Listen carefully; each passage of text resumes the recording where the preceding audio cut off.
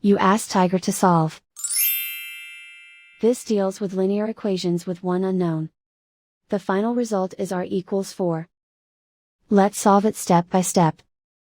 Simplify the expression. Expand the parentheses. Simplify the arithmetic. Group like terms.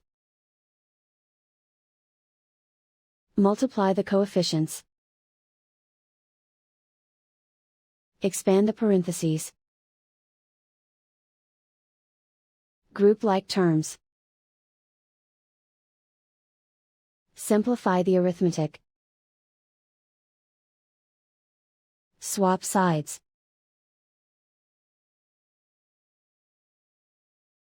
Group all constants on the right side of the equation. Add 27 to both sides.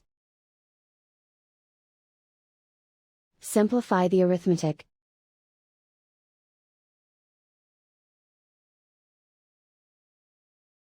Isolate the r. Divide both sides by 15. Simplify the fraction. Find the greatest common factor of the numerator and denominator.